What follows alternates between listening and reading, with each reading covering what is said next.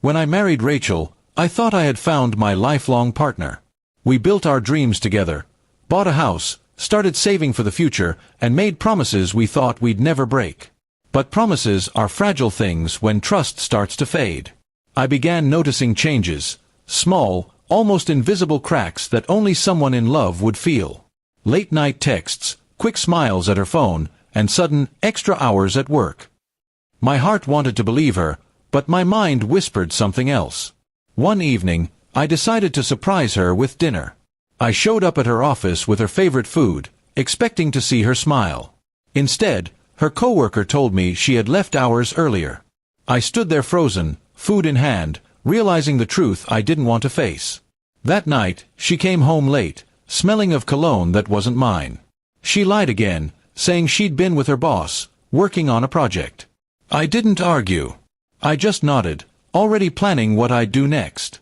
For weeks, I quietly gathered proof. Receipts, text screenshots, and even photos from a private investigator I hired. Every image felt like a knife, but I didn't confront her, not yet. I wanted to end this marriage the right way, with dignity and control. If she had chosen lies, I'd choose silence and planning. I decided to create what I called the divorce plan. The plan was simple but precise. I would gather enough evidence, transfer shared assets into safe accounts, and consult a lawyer without her knowledge. I wasn't going to scream, cry, or beg for explanations. I was going to let her see the truth when it was too late to fix anything. A month later, I had everything ready. The lawyer was prepared, my accounts were separated, and I even made copies of all evidence. Then, one night, she slipped up. She told me she'd be working late again, but I already knew where she really was, a restaurant on the other side of town. I drove there, parked across the street, and saw her laughing with a man I recognized from one of the photos. They held hands, oblivious to the world. I didn't go inside. I took one last picture and left. I wasn't angry anymore. I was just empty. That night, I didn't sleep. I printed the photos and placed them neatly in an envelope labeled Truth. I left it on her pillow the next morning and went to work as usual, pretending nothing had happened. That evening, when I returned home, the envelope was open. She was sitting on the couch, pale and shaking. "You followed me?" she asked, voice trembling. I looked at her calmly and said, "No, Rachel. You exposed yourself." I just opened my eyes. Tears rolled down her cheeks as she tried to explain.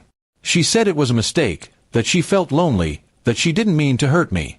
But how could someone, accidentally, betray trust over and over again?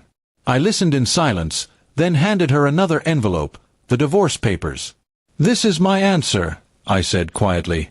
"You can sign them when you're ready. I've already moved out." Her eyes widened, realizing I had prepared for this long before she suspected anything. The shock on her face was the final confirmation that I had done the right thing. I moved into a small apartment that same week. It was quiet, almost too quiet, but peaceful. For the first time in years, I could breathe. Friends told me I should feel angry, but all I felt was relief. I had loved her deeply, but sometimes love isn't enough when respect is gone. Months passed. She tried contacting me several times, saying she wanted to talk, to apologize, to fix things. I ignored most of her messages, except one where she said, "I didn't think you'd actually leave." That line stuck with me. She had mistaken my kindness for weakness, and my patience for blindness. When the divorce was finalized, I didn't celebrate. I just quietly closed that chapter. I donated her leftover belongings, deleted our old photos, and focused on rebuilding my life. It wasn't easy, but healing never is. A year later, I ran into one of her old co-workers at a cafe. He told me she was no longer working at that company. Apparently, her affair had become public, and both she and the man lost their jobs. I just nodded, feeling no satisfaction, only closure. Life had already punished her in ways I never could.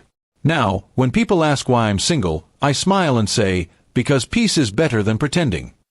My divorce plan wasn't about revenge, it was about freedom. It was about walking away from deceit without losing my self-respect. Rachel taught me a painful lesson: love can't survive without honesty. I once thought marriage was about two hearts beating as one, but I learned it's really about two people walking side by side, and if one walks away, the other must let go. And that's exactly what I did.